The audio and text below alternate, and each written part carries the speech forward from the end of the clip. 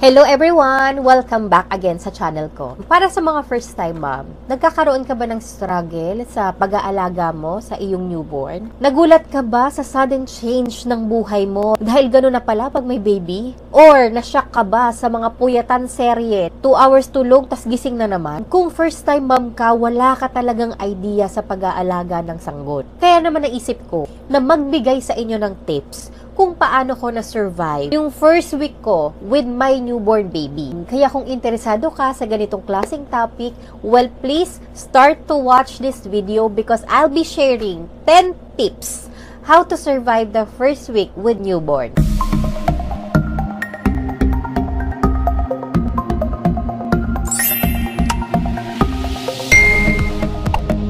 Again, before I start this video is based on my personal experience, personal research. If you want to know more in detail about this topic, please ask your doctor. Tapusin nyo tong video na to kasi ginather ko talaga yung mga experiences ko para makapagbigay sa inyo ng techniques or hacks sa pag-aalaga ng newborn sa unang linggo. Dahil yun yung pinaka most stressful, most shocking. So simulan na natin yung 10 tips how to survive your first week with your newborn. Number 1. Ito talaga yung unang-una na naisip ko na kailangan alam mo na bago pa lumabas si baby. Number 1 is be prepared. All the newborn stuff is nabili mo na. 7 months or 8 months ka pa lang, mag-start ka nang mamili ng mga gamit. And yung mga stocks, damihan mo na rin para hindi na kayo palabas-labas. At least 1 month supply. Para at least makalabas man kayo, fully healed ka na. 1 month recovered ka na. Next is, you should choose your helper. Either your mother-in-law, your mother, or even your husband. Isipin mo na kung sino talaga yung tutulong sa'yo na talagang dedirektang tutulong sa'yo kay baby. Para aware ka kung kanino ka hihingi ng tulong. Kung sino yung katulong mo or karelyebo mo sa gabi. Kailangan prepared and ready ka na rin sa puyatan serye nga. So, hindi talaga maiiwasan to on the first week. Yung babies natin, hindi pa sila aware kung ano yung umaga, sa gabi, kung ano oras ba talaga matutulog. So, ang nangyayari, buong 24 hours, hindi nila maintindihan kung kailan sila gising or kailan sila tulog. Ganun talaga on the first week. And later on, magiging okay din naman yan. Pero be prepared on the first week kasi usually, ganun talaga yung nangyayari. Be prepared sa role ng pagiging isang ina. The moment malaman mo na buntis ka, and all throughout your pregnancy, you should know and be prepared kung ano talaga yung magiging role mo as a mother. Minsan kasi innate na yun parang ma-realize mo na lang, ma-find out mo na lang na ganito pala. Ito pa, very helpful ito sa amin is be prepared din sa mga stocks ng food or grocery nyo. Naku, mag-grocery na kayo kung kaya nyo 1 buwan para hindi kayo labas ng labas. Mag-grocery na kayo ng mga pagkain nyo, ng mga stocks nyo sa bahay para hindi kayo palabas-labas. Lalo na kung kayo wala kayong aasahan, kung kayong dalawa lang mag-asawa, very helpful yon. At least 1 month kung kaya nyo. Bago pa lang lumabas si baby, situit mo na na malinis na yung bahay. Una-una, syempre, para pagdating ni baby malinis, kasi hindi mo na yan magagawa kapag andyan na si baby. So, linisin mo na agad bago pa siya dumating. Next is sana, bago dumating si baby, makapag-general cleaning na kayo and yung mga laundry nyo, kung kaya nyo, ubusin nyo na. Kung pwedeng masimot nyo siya everyday para hindi tatambak kung sakaling ikaw ay manganak na. And ito, hindi ko to ginawa, pero may mga ibang mommies na nakatulong yung ganitong technique. Yung mga pack meals, parang prepare na nila yung ulam, naluto na nila, i-store na lang nila sa ref. Kapag kakainin na nila, iinit na lang nila. Maganda rin yung technique na yun, lalo na kapag kayong dalawa lang mag-asawa.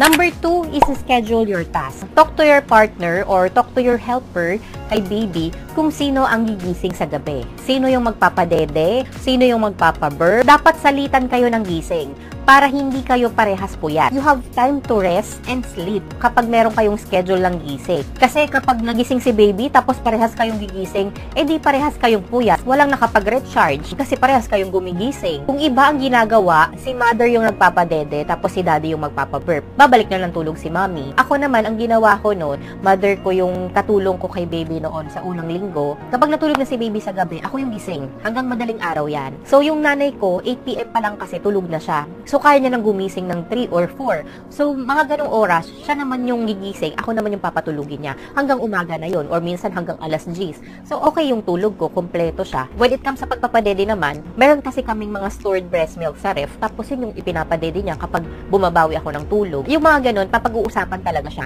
And you should schedule your tasks. Number 3 po is close your eyes to a messy house. Alam nyo, mangyayari talaga to kasi wala ka ng time.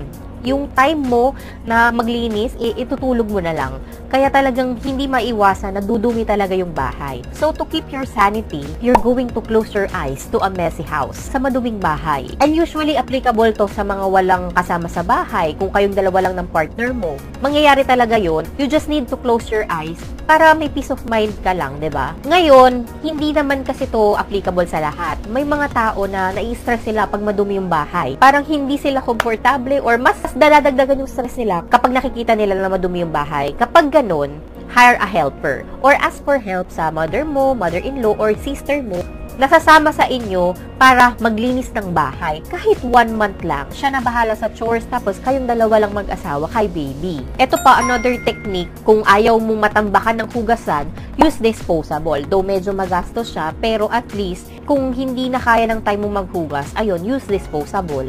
Number 4, at earliest pa lang, get your husband involved sa pag-aalaga kay baby. The more involved sila at the early stage, mas nagiging cooperative sila sa pag-aalaga kay baby at yung confident nila mas nabibuild ng maaga. Kailangan nyo lang sila talagang pagkatiwalaan. And wala naman kayo ibang aasahan eh. Still nagre-recover ka pa rin dahil ikaw ay nanganak. And alam nyo, iba talaga ang mother instinct pagdating sa pag-aalaga kay baby. Tayo kahit first time mom tayo, alam natin kung paano mag-alaga. Though sometimes nangangapa, pero iba talaga kapag nanay ka. Unlike sa tatay, iba yung paraan nila ng pag-aalaga. They have their own ways. That is different sa pag-aalaga naman ng isang ina. Kahit magkaiba man yan, still effective pa rin siya sa pag-aalaga ng anak nyo. Basta, you need to trust each other and work together. Number 5 is don't hesitate to ask for help. Lalo na sa mga first time mom, lahat sa inyo bago. Hindi lahat alam nyo. Kapag in doubt, ask questions or ask for help. Do not try to be super mom, lalo na on your first week pa lang na pagiging ina. And most importantly, if they offered help, accept it. If ever may concern kay baby, ask or text your pedya. If ever na may concern sa'yo or sa postpartum journey mo, ask your OB. Sa pag-aalaga kay baby, ask your husband, mother, or mother-in-law. Ask for help kung di mo na talaga kayang tapusin yung chores sa bahay or duming-dumi ka na talaga. Or ang dami pong task na hindi natatapos. Basta ask for help pag need mo. Number 6 is get some rest and relax. Ito, kailangan to.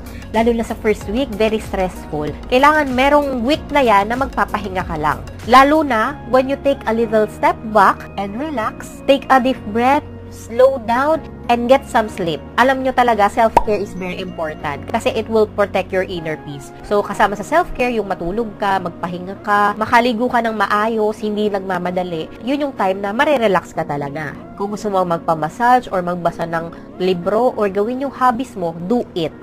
Do something for yourself and do what makes you happy. Kailangan talaga yan sa buong linggo. Kailangan meron kang pause muna. Stress na ako. Ganon. Number 7, ito na-realize ko lang din, pero parang mga ano na to, 1 month na after. Pero gusto ko rin i-share sa inyo, baka makatulong din on your first week kay baby. Kailangan pala na kahit papaano, nagiging proud ka rin sa sarili mo. So, number 7 is be proud of yourself. Be proud sa mga small wins. Be proud sa mga na-accomplish mo. Alam nyo, nothing is expected to be easy on the first time. Siyempre, lahat yan mahirap. Mahirap talaga sa simula. Pero later on, kapag mapag-aralan mo na, maging routine na siya sa'yo, very easy na yan. Kaya kapag may na-accomplish ka, you need to celebrate mga new wins. Tulong din yan sa sarili mo na, nagagawa ko. Nagle-level up ka kasi alam mo na. And at least, you should recognize that things are getting better and later on, things are become more easier na. Kasi nga, alam mo na siya.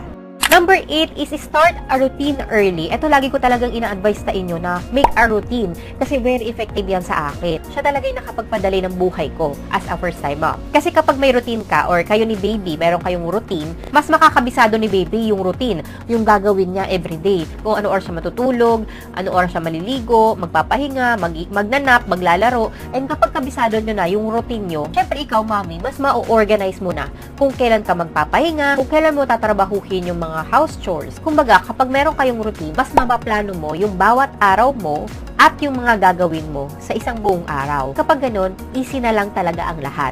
Number 9 is eat properly. Ito, very important talaga to, lalo na on your first week. Kasi ikaw, mommy, maliban kay baby, nagpapagaling ka pa rin. Nasa recovery stage ka pa rin. Yung iba nga dyan, may tahi pa. Yung iba, hindi pa naghihilom yung sugat nila, especially sa mga CS mom. or kung meron kang episiotomy. Kaya ikaw, mami, aalagaan mo rin yung sarili mo para hindi ka magkakasakit kasi ikaw lang yung kailangan ni baby. So, you need to be healthy and strong. So, eat nutritious food. If less time ka naman, wala kang time kumain, small, frequent feeding is okay. Eat at the right time, 3 times a day, or kung may merienda pa, basta tama sa oras. Especially po, take your vitamins. Kailangan mo yan para hindi ka magkasakit. Number 10, ito dinagdag ko lang, etong journey na to won't last forever. So, treasure every moment. Life-changing siya, oo.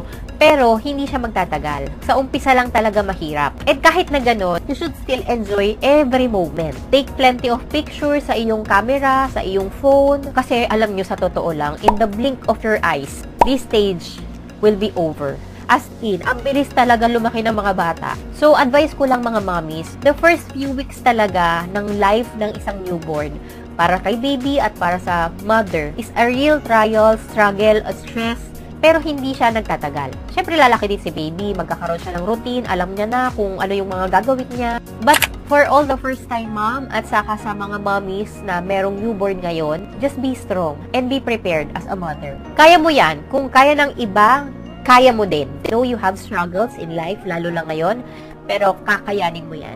Ayan, sana mayroon na naman kayong natutunan sa video na to and ma-inspire kayo, makahugot kayo ng mga techniques na pwede nyong gamitin in your real life. And I hope nakatulong nga ako. So again, thank you for watching this video. If you like this video, please hit the like button, share this video on your friends or pregnant mom or sa mga first-time mom na kailangan ng ganitong techniques. And don't forget to subscribe on this channel and click the bell button to get you notified if I have new uploads. Message me on my social media accounts. Lagay ko po dito and sa description box. And that's it for today's video. I hope you learned something. See you on my next vlog. Goodbye! Goodbye. Halika nga lang, goodbye tayo. And syempre, thank you sa anak ko na ang bait. Hinayaan niya akong magtrabaho. Quiet lang siya, no? Wala kayo naririnig. Or meron ba? Bye ka na, anak ko. Bye!